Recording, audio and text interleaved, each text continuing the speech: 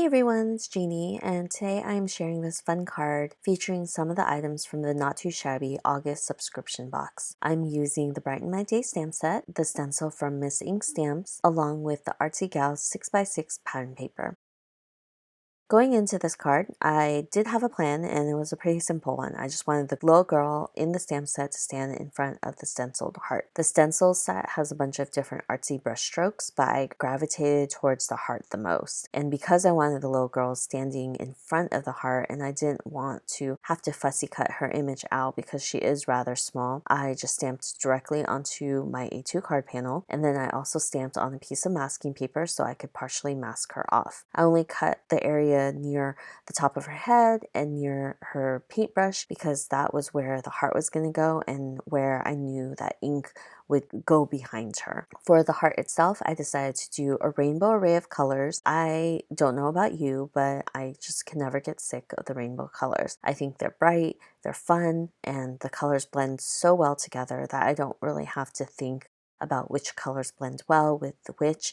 They just flow. I find them to be the easiest set of colors if I want something bold and something to pop, because this girl is just a single image and the rest of the card is going to be white space. I really wanted that heart to pop. For all the distress inks that I am using, I will leave the colors down below in case you're interested, but you can use whatever you have in your stash to create those colors. And for my rainbows, I do the typical red, orange, yellow, green, blue, purple, but I usually do like to end my rainbows in pink. I think that right after purple, pink is where it should be. For me, pink is my favorite color, so I always love to include it regardless of whether it works or not. I just think it does, and I love to include it. Here, you can see that the heart will definitely not have enough space for pink. I barely have enough space to fit the blue and purple, so I got kind of stingy towards the end, and they just don't have as much, I guess, area covered in blue and purple as I would have liked, but that happens and that's okay. I was able to incorporate pink in my own way after I finished stenciling up this heart. I don't worry too much about the blending because once you pull off the stencil, you really don't notice it. Your eye really goes to the girl, and I think that it looks fine. My blending is imperfect here, especially with the green, because I think my ink pad was drying up. So I do need to get a refresh. It worked out and I thought it ended up looking really nice, especially because I kept the color concentrated towards the edges of the heart and it just really pops. So I'm so happy with how it turned out, and I'm gonna go ahead and color her with Copic markers. I know this girl is pretty small. I can't help myself. I'm so used to using 3 Copic markers for the area of an image, and that's what I'm doing. If you're not comfortable doing 3 colors, you can definitely go in with 2 or 1, whatever you prefer. But I think that what drew me to this particular image was mainly her hair. I really love an image that has really long flowing hair and fun texture.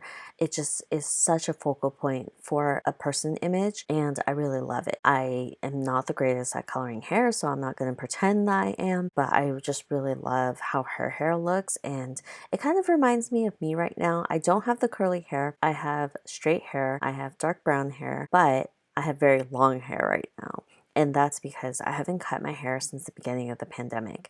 And that is because I have gone to one hairdresser for my entire life.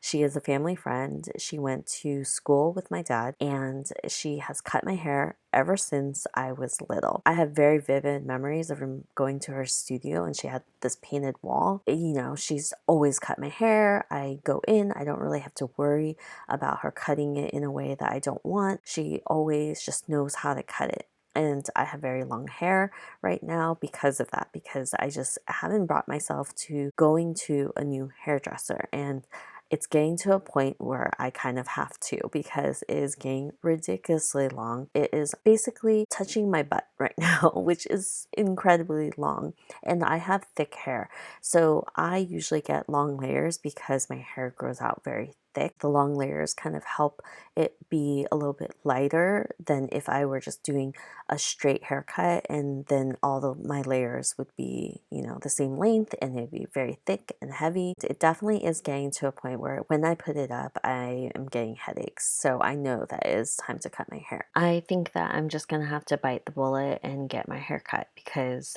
My hairdresser, I believe, is going to be permanently retired. She was not in a salon anymore and she was actually cutting inside her house. She only had limited it to a few families, but because of COVID and her age, she just, I think, has stopped cutting hair and her family won't let her cut, even though she's the type of person to want to keep busy. So it just makes it really hard because I've just had one person cut my hair and change is not something I like, especially with my hair, because I actually only cut my hair maybe like once a year because I like it long and I normally just am very simple with my hair. I have a tendency to actually just tie it up all the time, which is probably pretty bad too.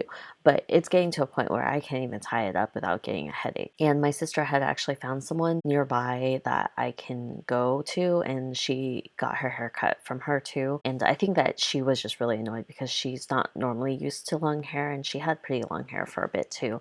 But then she chopped it off, and it was like above her shoulders, which is something that I just can't do. The shortest that I'll cut it is probably like right beneath my shoulders, and even then it's a little short for me. I tend to like the long hair because I just think it's really fun. Like, I love to curl it, I love to play with it, I love putting it up, and I like being able to braid it. So I just am not a short hair person. Wish me luck when I take a chance on a new hairdresser, and if it's a disaster, I'll have a story to tell, and if it's not, then it'll just be another video where I'm just talking about something else.